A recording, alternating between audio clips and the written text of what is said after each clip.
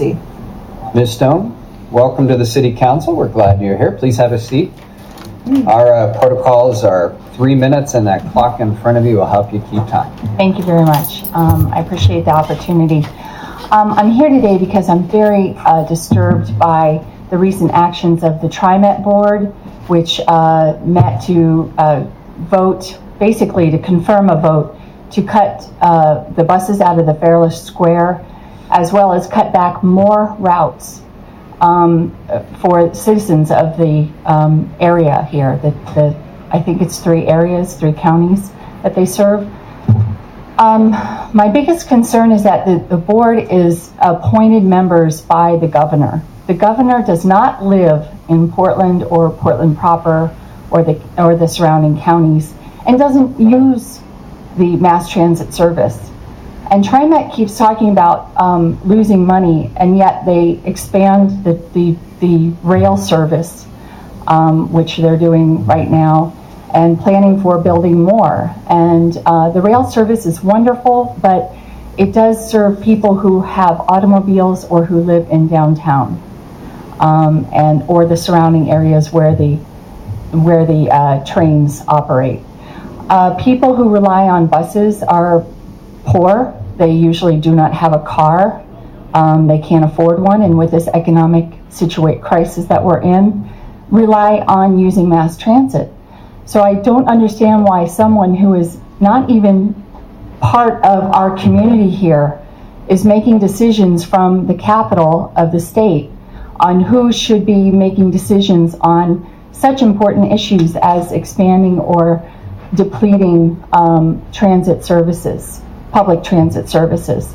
And I have done a little research to find that there are big cities around the country that operate differently in how they have board members set up. And so far, the city of San Francisco has the best. Board of directors are elected members of the supervisors. And so those people are elected by the citizens of the area. So I would like to ask that the board, that the city council members maybe meet with citizens who are concerned about how the current boards are chosen by the governor, and change it to be a local issue, even within 3 counties, an elected board, so that they can be held accountable for their decisions. And so I'm asking you to consider that.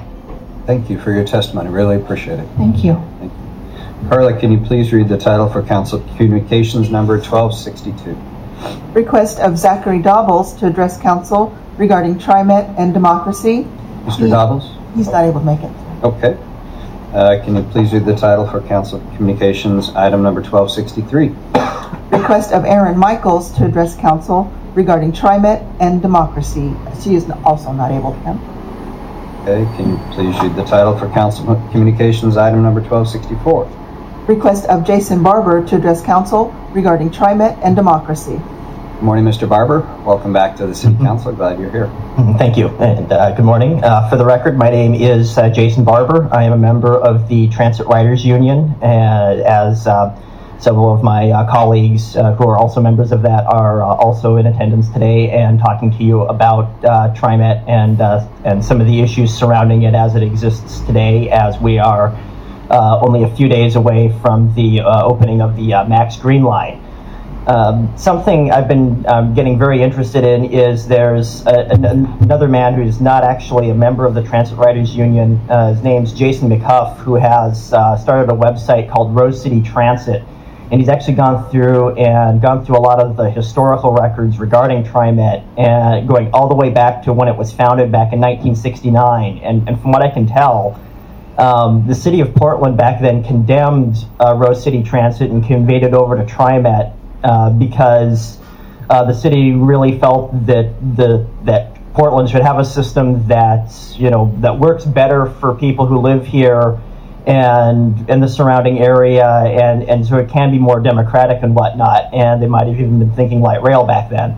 But now what it really seems like is Trimet is now this really big organization. Yeah, it's really great that on many routes they have service that runs all the way from 5 o'clock in the morning until like like 2 o'clock at night or 2 o'clock the next morning.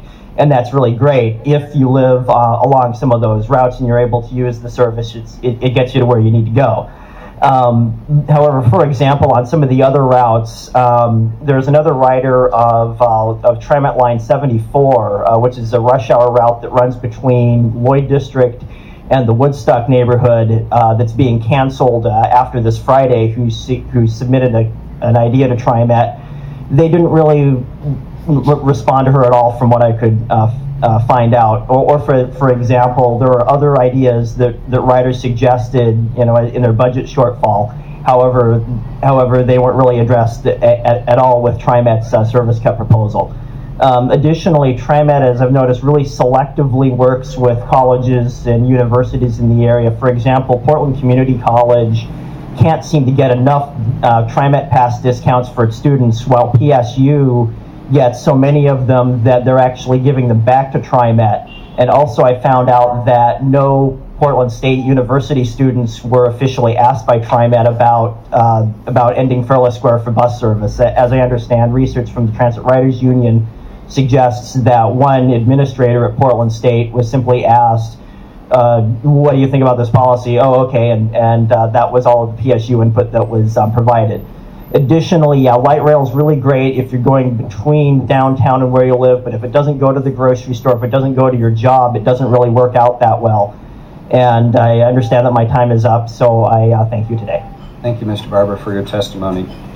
Can you please read the title for Council Communications, item number 1265? Request of Lou Church to address council regarding Trimet and democracy. I'm Lou. I'm coordinator of PSU Progressive Student Union and treasurer of Transit Rider Union. Transit Riders Union is a new organization that started this year, 2009, in Portland.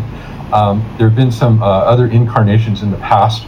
I also wanted to make sure and start at the beginning with these 3-minute time slots to say that we appreciate Amanda Fritz talking on Trimet issues. When I tried to come and talk to you about that, I thought that was helpful, and also doing some follow-up on the proposed and so far approved cuts to Fairless Square with Fred Hansen. I think I got an email from you that you had checked with Fred about that. I also want to thank, I'm not sure how to pronounce Catherine's last name in the mayor's office, Catherine Carley. Charlotte. Okay. She talked to a couple of us about Trimet and transit riders as well. So on this particular issue, Progressive Student Union works on 6 or 7 different projects. On this issue, we feel like City Council has been helpful in terms of ideas and input and brainstorming on how to do organizing. With 2 minutes, the things I should try to mention, transit riders unions are a new phenomenon in the US. There's about 10 big cities, including Los Angeles, that now have bus rider unions. The basic idea is it's an area of social power, primarily from the left, not John Charles and Cascade Policy Institute, but from the left to try to make transit equity, social sustainability, not just ecology, but how fair the transit system is to workers and poor people, an issue that should be of high importance, and I think it is high importance by most government agencies in Oregon because of the unemployment rate, our state being in the top 5 in the current recession. In Los Angeles, I should probably mention, some of you may or may not be familiar with the Bus Riders Union there. They were able to get an injunction for 5 years through the courts against construction of light rail. So there was a ban against light rail construction for 5 years. The LA Municipal Transit Authority was required to buy 500 buses because that served communities of color and poor communities, which light rail construction in LA wasn't. Portland, of course, has far better reputation in terms of transit. What else do I want to mention? Jason mentioned the Portland State process. The Trimet board voted 6-1 to cut back on Fairless Square at its last board meeting after I presented to George Passadori, who's the board president, 1,400 signatures on petitions. We tried to follow Amanda's suggestion, and I think Edward Kennedy used to talk about perseverance in organizing, and yet the board at Trimet, because we think they're appointed rather than elected, ignored that. So we're looking to find partners, perhaps Metro, perhaps City Council, and others that will help make Trimet more accountable, but also more progressive. And we're not talking strictly in terms of democracy, although obviously we think that's important. We also think the public interest is helpful. Thanks. Thanks, Luke. Appreciate your testimony. I would just point out to the testifiers that it's good to come here and get us involved with Trimet. It's created by state statute. So it's real important to connect with your local legislators. The City of Eugene actually has an elected board. Lane County Transit is an elected board because the legislature allowed that. So you could have us help you, but that's all we can do is lobby as well. So I would contact your legislator and say you would like them to introduce legislation along the lines you testified. Thank you all very much. Appreciate your time today. We have a time certain at 9:30, but before we do that, are there any items